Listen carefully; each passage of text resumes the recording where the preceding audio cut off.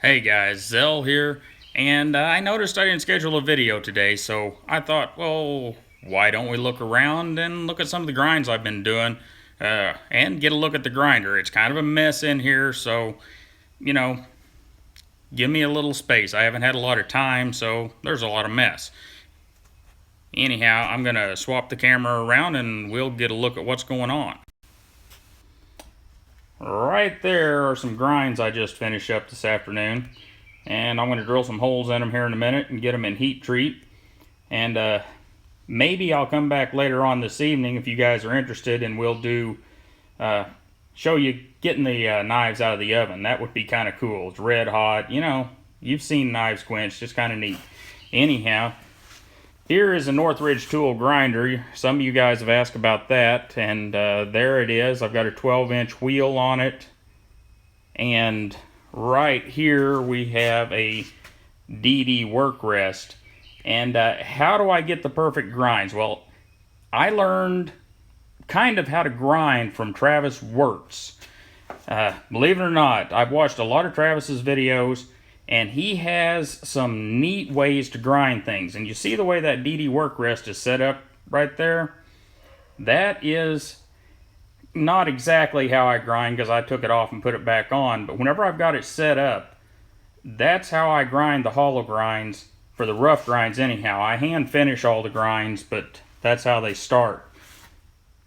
But anyhow, you guys want to look at the mess? Well, of course you do. You can justify your garage now and whatever kind of mess you've got in there. Because with the short amount of time I've had this week, oh my goodness, do we have a mess. Anyhow, there's a little drill press, and that's all I use. I don't have anything fancy. And we have a swag off-road stand for a DeWalt bandsaw. And here is kind of the show stopper of the place. We got an even heat oven, and let me turn this thing on for you. I'm sorry about the bouncing video, but that's just kind of the way it is, because I'm having to do this from the phone and walk around. But anyhow, let's see if we can focus here. Yeah, there we go. I got the even heat oven with the tap controller. And you're going to hear a lot of knife makers tell you, don't do it. Don't spend the extra 150 or 200 bucks, whatever it is, for the tap controller, which is the touch screen control there. We'll look at that here in just a second when it starts up. I'm going to tell you otherwise. Buy it. It's worth that 250 bucks. You know, it's really simple stuff. You know, we've got the kiln at 80 degrees right now. That's what that says. We can go to our menu. That's not what I wanted to do. There we go. Maybe it is schedules, and I've got, it took me like 10 minutes to set up the schedules for 1095, and it's cake work, guys. Makes it really easy. But anyhow, and there's a new vise. I'm just getting this shop all together, so some things, that thing just came out of the package yesterday. I haven't got a place to mount it yet.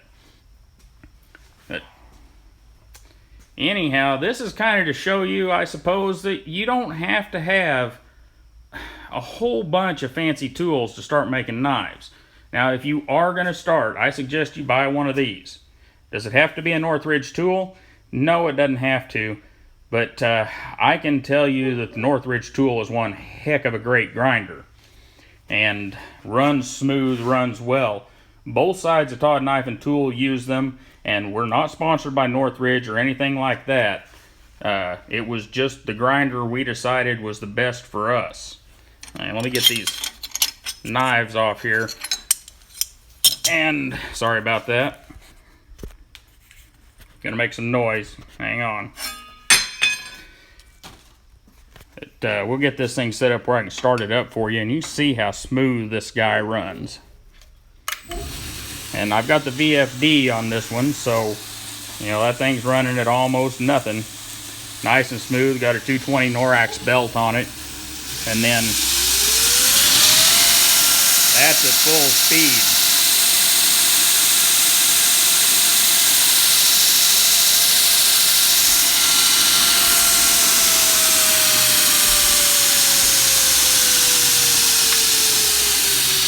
No vibration. I mean, the thing is just beautiful. Are others just as beautiful? I'm sure they are. This just happens to be the one I have. But if you're going to start a knife shop, you need one of those. The people that tell you can do it 1x30 or that Grizzly 2x72 two-wheeler, skip it, guys. Save up the money, get you some sort of 2x72 in this configuration. Because once I did that, it was a whole new ball game.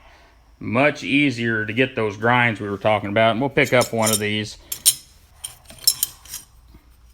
And these haven't been finish sanded or anything. That's 220 right there. We'll get it back over here under the light. And I didn't finish sand them because sanding them, wow, that really come out bad, didn't it? I didn't finish sanding them, and I have no idea what happened to Jay Davis, Mike. I just don't. He just kind of disappeared. But I didn't finish sanding these because I'm going to send them over to the coater, and he's going to do some interesting coatings on them. And sometime next week we'll get a look, or maybe a little later than that. Depends on how long it takes him to get these guys coated. But we're going to do some coating samplings of the knife coatings he's used for other guys. And we might as well look at some of these others. Half bit 360. Right now I'm working, all these knives are in 1095.